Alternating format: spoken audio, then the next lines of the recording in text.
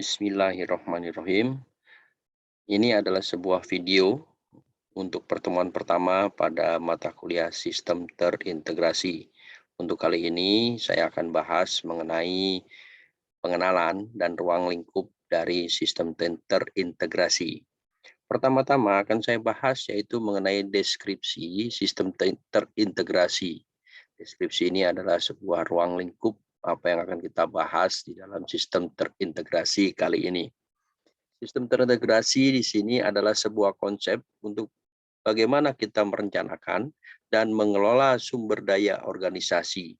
Apa saja yang diperlukan di dalam sumber daya organisasi itu, diantaranya yaitu bagaimana kita mengelola informasi di dalam keuangan, bagaimana kita mengelola informasi yang ada di akuntansi, HR atau sumber daya manusia, kemudian SCM, rantai pasok, ini berhubungan dengan pengadaan eh, bahan baku sampai dengan barang itu dijual. Kemudian ada lagi informasi-informasi di dalam yang dibutuhkan oleh customer.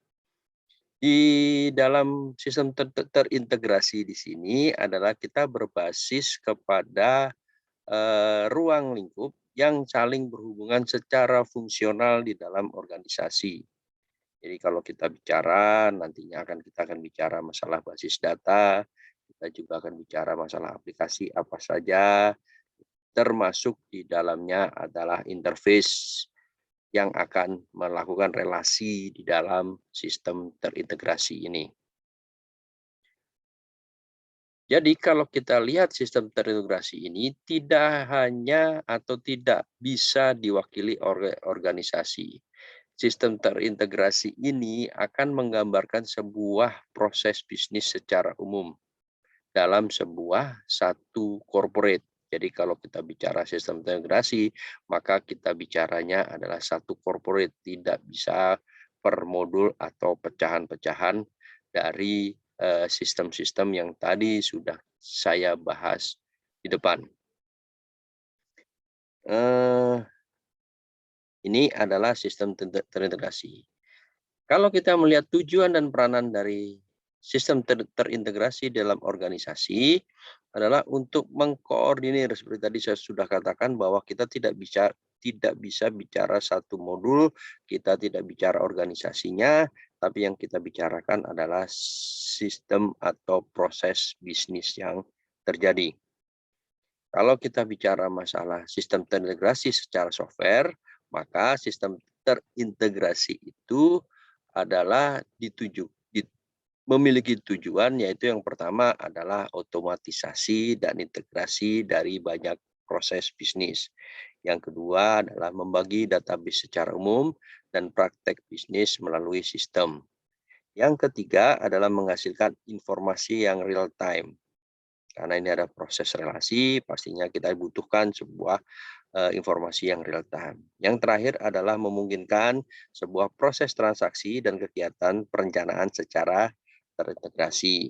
Contohnya, umpamanya ada seorang sales akan menjual barang baku atau barang jadi sebanyak 1.000 unit, maka otomatis nanti logistik akan menyiapkan raw material untuk 1.000 unit itu berikut dengan bagian produksi yang akan menyiapkan seluruh komponen untuk melakukan produksi sebanyak yang diberikan oleh bagian sales. Nanti akan saya bahas di belakang. Kalau kita lihat dari sebuah konsep dasar sistem terintegrasi itu menjadi 3 bagian. Yang pertama adalah front office. Front office ini akan berhubungan dengan customer yang tentunya ini akan berhubungan dengan sales and distribution. Ya, jadi penjualan dan marketing, termasuk di dalamnya adalah bagaimana kita memberikan sebuah service application. Jadi kita ada sebuah aplikasi yang sebagai front office di depan sebuah aplikasi. Kemudian di tengah-tengah ada corporate reporting. Di sini kita akan berhubungan dengan central data. Yang terakhir ada di back office. Dia adalah orang yang bekerja tidak berhubungan langsung dengan customer, dia justru berhubungan dengan supplier, yaitu financial, manufacture, and inventory. Jadi kalau kita bicara masalah back office, maka ini urusannya adalah urusan internal perusahaan. Sedangkan kalau kita hubungannya dengan eksternal perusahaan, eh, akan ditangani oleh bagian front office. Ini adalah konsep dasar dari sistem terintegrasi. Kalau kita lihat, ciri umum dari sistem integrasi menjadi beberapa aspek. Yang pertama adalah peranannya. Seperti tadi di depan bahwa kita sudah bicara adalah proses bisnis, maka peranannya sistem integrasi adalah mendukung semua rantai dari proses bisnis perusahaan. Yang kedua adalah domainnya, ya. Jadi domain itu adalah keseluruhannya, maka kita bicara adalah segmen dan sektor pada seluruh perusahaan. Kemudian fungsinya dia adalah lintas industri atau bisa juga menjadi lintas bagian di dalamnya. Kemudian proses bisnis ia ada terhubung mungkin dengan mitra bisnis atau kolega di dalam perusahaan atau eksternal perusahaan. Selanjutnya adalah masalah arsitektur, dia bisa berbentuk web dan lain sebagainya. Yang terakhir adalah ciri umumnya, yaitu pasti ada sebuah database atau data yang akan dikonsumsi oleh pihak internal ataupun eksternal. Jadi untuk proses penyimpanan data itu pasti ada di dalam sebuah basis data. Ini contoh di dalam proses penerapan sistem terintegrasi. Yang pertama, ada bagian sales akan memberikan menerima sales quote, jadi sebuah permintaan dari customer tentunya. Kemudian dari dasarnya penerimaan dari customer itu, sales akan membuatkan sales order. Begitu sales order jadi, maka akan diserahkan ke warehouse. Apa yang dikerjakan oleh warehouse di sini adalah mengecek persediaan barang yang diminta oleh customer melalui sales. Ya, kalau dia prosesnya tunai, maka begitu barang keluar dari warehouse akan diserahkan, laporannya akan diserahkan accounting. Dia tugasnya adalah membuat tagihan dan sekaligus melakukan penerimaan. Jadi yang membuat tagihan itu secara umum adalah bukan sales, tapi yang membuat adalah accounting. Tepatnya sih sebenarnya adalah finance, termasuk adalah penerimaan keuangannya itu adalah bagian accounting. Kemudian dari payment akan diserahkan ke customer bahwa barang itu sudah diterima. Mungkin juga bisa terjadi retur apabila barang itu reject. Ya. Jadi kalau kita lihat ini adalah sebuah order saja sudah berputar sampai dari sales, warehouse, accounting, kemudian bagian pengiriman dan diterima oleh customer. Dan ini semuanya akan tersimpan di dalam sebuah basis data. Jadi kalau kita lihat ini memang satu buah sales order akan bergerak, datanya itu akan bergerak kemana-mana. Ini hanya sebagian contoh. Kalau kita mau kembangkan lagi pada saat warehouse, bagaimana kalau barangnya itu tidak ada, maka warehouse akan minta ke produksi. Begitu produksi minta barang untuk diproduksikan, maka bagian produksi akan menerima membuat sebuah permintaan bahan baku ke bagian purchase. Purchase kalau sudah selesai baru pas ke warehouse. Lebih panjang lagi, ini hanya sebuah contoh dari proses terintegrasi.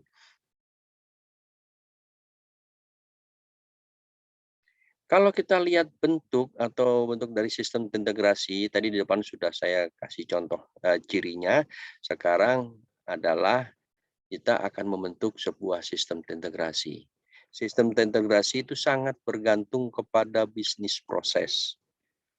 Apakah bisnis proses itu akan mengintegrasikan datanya atau tidak perlu mengintegrasikan datanya? Biasanya kalau perusahaan itu tingkatnya adalah middle ke atas, dia harus menggunakan sistem yang terintegrasi. Kenapa? Karena masing-masing mempunyai kepentingan termasuk di dalamnya adalah saling mengontrol transaksi. Ya, seperti keuangan dia harus terpisah dengan purchasing, jelas kalau bagian keuangan harus terpisah dengan purchasing, ya. Sales harus terpisah dengan apa tadi, warehouse dan lain sebagainya. Tujuannya adalah fungsi transaksi dan fungsi kontrol di dalamnya. Kalau kita lihat sistem terintegrasi, apa yang mesti kita lihat? Yaitu ada 4 hal yang mesti kita lihat. Yang pertama adalah interkonektivitas, yang kedua interoperasibilitas, yang keempat adalah simpatik konsisten, yang ketiga tadi ya, yang keempat adalah konvergen integrasi. Apa itu? Interkonektivitas ini adalah hubungan antara potongan-potongan pekerjaan yang saling berhubungan, yang berbeda, peralatan teknologinya berbeda untuk dijadikan satu. Yang kedua adalah interoperasional. Jadi kalau interoperasionalitas ini berhubungan dengan fungsi dari teknologi atau fungsi pekerjaan yang akan digunakan. Cara pandangnya adalah berapa banyak modul atau modul apa saja yang akan diintegrasikan, terus kemudian bagaimana kita menyimpan datanya di dalam sebuah basis data. Yang ketiga adalah bagaimana kita membuat tampilan agar keseluruhan antara modul, database, dan interface bisa saling terintegrasi. Ini yang pertama dan kedua dari bentuk sistem terintegrasi yang harus kita perhatikan. Yang ketiga adalah semantik konsisten. Ya, semantik konsisten di sini adalah berhubungan dengan konsistensi dari data yang akan dibuat. Tujuannya apa? Kita membuat sebuah basis data, tujuannya adalah kita meminimalisir potensi anomali atau potensi kesalahan, di mana banyak sekali potensi-potensi kesalahan apabila kita tidak menggunakan basis data. Apa saja potensinya? Yang pertama adalah salah input. Jadi memang datanya itu salah input. Salah input bisa karena human kesalahan manusia. Yang kedua adalah kesalahan edit, ya, salah edit. Jadi harusnya menyebutkan sebuah data, dia karena tidak membaca keseluruhan, maka sebagian data saja yang diedit. Yang ketiga adalah kesalahan delete, menghapus. Ini yang paling berbahaya karena sudah dihapus data tidak bisa ditampilkan kembali, kecuali kalau kita mau entry ulang.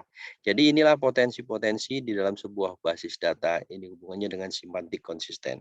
Yang terakhir, bentuk dari sistem terintegrasi yang harus diperhatikan adalah konvergen integrasi. Dia berhubungan dengan teknologi dengan bisnisnya. Bagaimana kita menyatukan sebuah teknologi, bagaimana kita menyatukan sebuah aplikasi, rasionalisasi, termasuk yang paling penting adalah database-nya. Jadi kalau kita lihat di dalam proses bentuk dari sistem integrasi ada 4 yang mesti kita perhatikan. Kalau gitu apa sih manfaat dari sistem integrasi dan bagaimana mendapatkannya? Yang pertama adalah akses informasi yang handal. Tentunya kita lihat dari database, data-data yang tersimpan. Anda sudah belajar mengenai normalisasi basis data. Tujuannya apalah?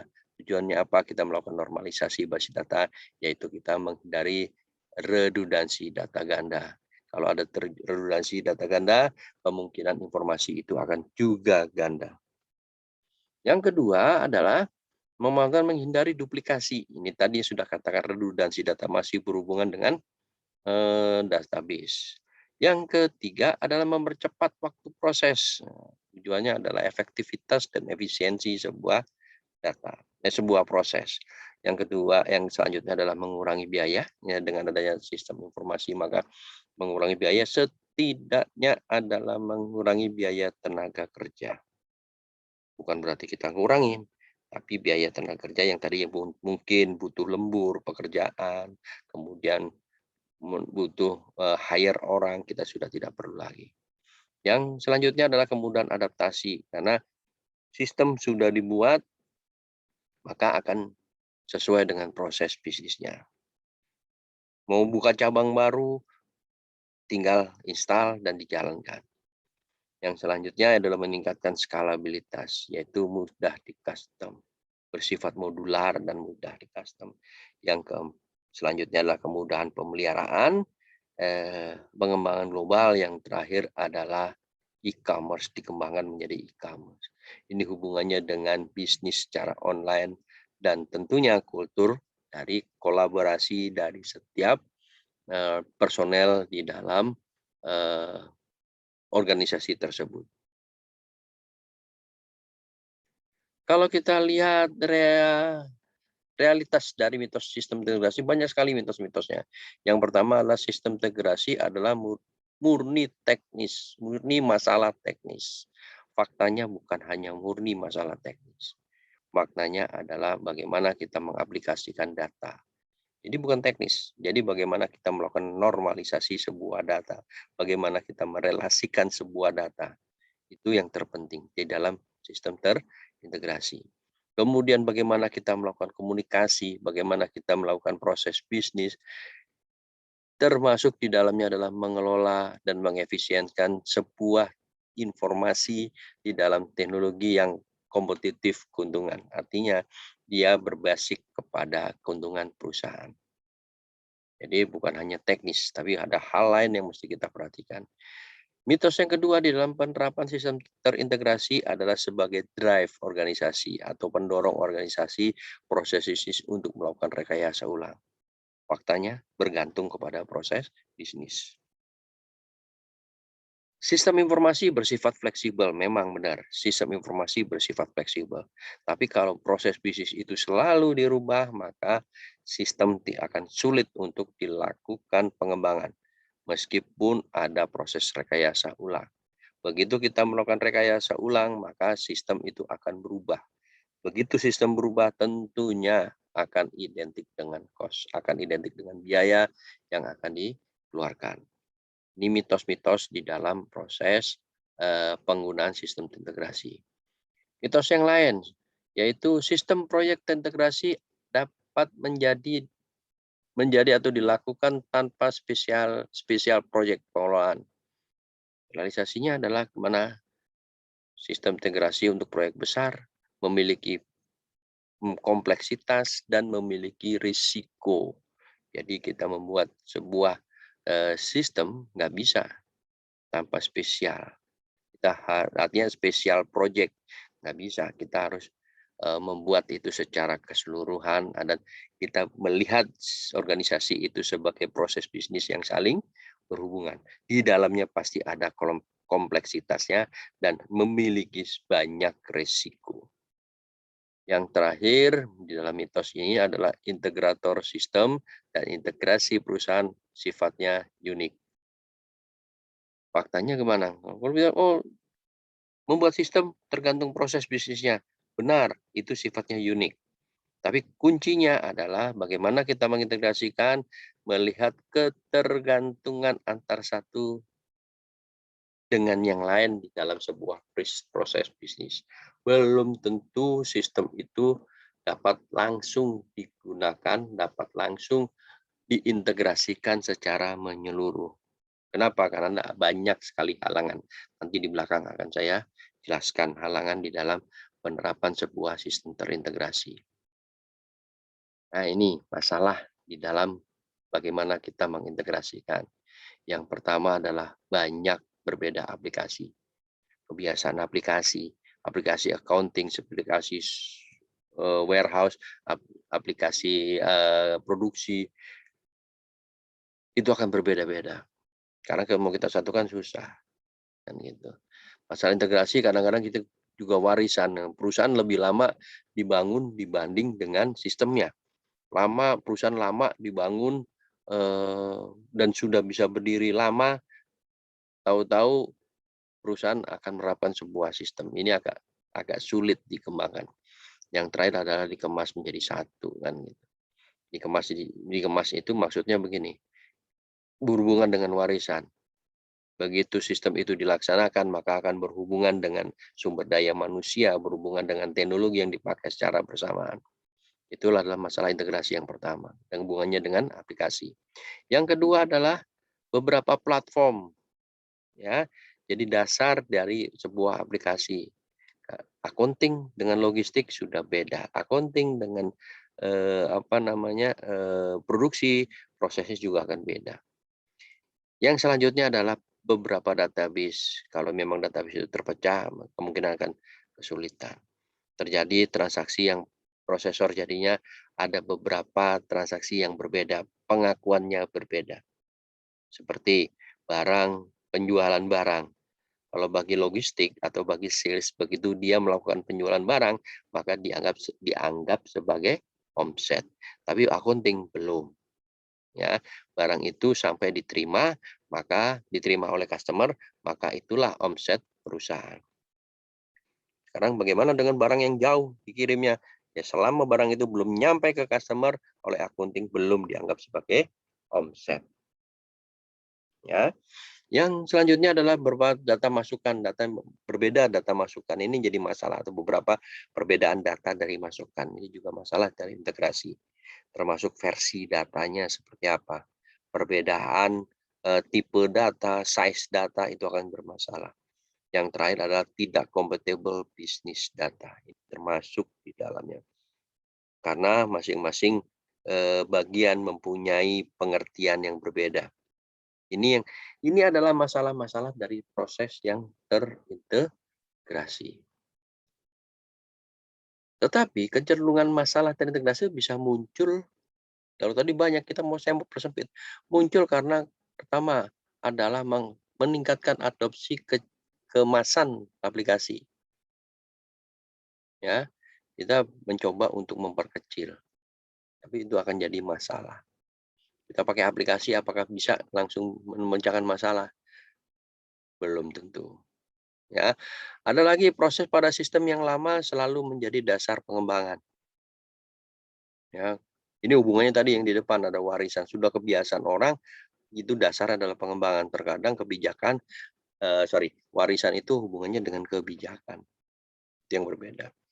Yang ketiga adalah perbedaan platform, ada beberapa platform, protokol, teknologi. Yang terakhir adalah aktivitas B2B, business to business yang berbasis internet. Ya, bisnisnya berbeda, otomatis pencatatannya juga berbeda. Ini sudah jelas muncul permasalahan di dalam sistem terintegrasi. Kalau kita lihat, tadi kita lihat masalahnya, sekarang kita lihat keuntungannya kalau kita menggunakan sistem terintegrasi. Yang pertama adalah peningkatan hubungan pelanggan. Jadi hubungannya dengan pelayanan, kita pastinya akan meningkat. Kita lebih mendekatkan kepada pelanggan. Yang kedua adalah peningkatan pasokan rantai hubungan, jadi relasi dari proses bisnis di dalamnya. Kemudian adalah memperpanjang aplikasi yang sudah ada sejak dulu, aplikasi yang kalau memang ada aplikasinya nih, kalau bisa melalui ini tidak berlaku, tapi kalau sudah ada aplikasinya, kita bisa kembangkan budaya, paling tidak budaya aplikasi yang sudah ada. Kemudian mengurangi waktu ke pasar, hubungannya dengan layanan ke customer, peningkatan proses internal, ya, intern, jadi mempercepat pekerjaan. Yang selanjutnya adalah membantu dalam dukungan penggabungan akuisisi, merger, ya, lebih efektif, kemudian meningkatkan standarisasi karena kita sudah standar. Yang ketiga, yang selanjutnya adalah respon peningkatan teknologi, ya, kita menggunakan sebuah teknologi, kita sudah tidak jadi tertinggal. Kalau sekarang kita masih bekerja di dalam perusahaan yang sifatnya standalone, ya pasti sudah tertinggal. Kita harus pakai teknologi-teknologi yang baru, meskipun itu bisa dibilang yang cari yang masih nebeng atau kita menggunakan sosmed juga bisa. Yang terakhir adalah membantu penyelesaian kembali sistem yang sudah ada untuk memenuhi kebutuhan bisnis jangka pendek ataupun jangka panjang. Jadi bisnis tidak mempunyai umur yang sekali pakai, tapi kita harus berpikir bisnis itu akan memiliki jangka panjang dan jangka pendek.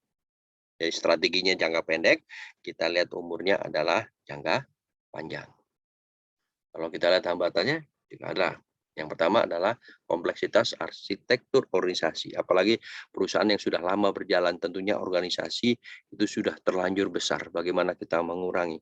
Apakah kita memberhentikan orang itu bukan suatu pemecahan, ya? Kita mem-PHK orang itu bukan suatu pemecahan. tapi bagaimana kita meningkatkan sumber daya manusia, itu yang menjadi tantangan bagi kita. Kemudian keterbatasan keahlian staf, ini hambatan juga, ya. Orang hanya tahu bahwa, ini kita pakai fasilitas internet lebih bagus, tapi bagaimana kita membuat internet ini jadi masalah, ya. Kemudian integrasi juga karena banyak orang yang pakai, maka hubungannya dengan keamanan. Keamanan apa? Keamanan informasi, ya. Kemudian masalah perubahan manajemen, terakhir adalah perubahan yang sangat cepat di luar perusahaan, khususnya di lingkungan IT dan bisnis. Bisnis akan semakin cepat, seperti sekarang, masa pandemi. Para pengusaha harus mulai berputar otak supaya bisnisnya tetap jalan. Ya, dengan berbagai macam cara, baik itu online, memanfaatkan sosmed, banyak sekali perusahaan-perusahaan yang memanfaatkan Twitter-nya, Instagram, dia menawarkan bisnis-bisnisnya. Ya, ini adalah hambatan di dalam proses menjalankan sebuah sistem integrasi. Oke, sampai di sini penjelasan saya mengenai pengenalan sistem terintegrasi. Untuk selebihnya apabila ada yang kurang jelas, langkah pertama adalah silakan Anda googling, banyak sekali eh, penjelasan yang ada di dalam googling. Kemudian kita bisa diskusikan di dalam WhatsApp group, dan apabila Anda ingin melakukan pertemuan melalui video conference, khususnya adalah Google Meet, kita buka forum Google Meet. Demikian atas perhatiannya, saya sampaikan terima kasih. Jaga kesehatan, tetap semangat dalam masa proses pembelajaran secara daring, dan jaga kesehatan dan jaga prokes. Sekian, terima kasih.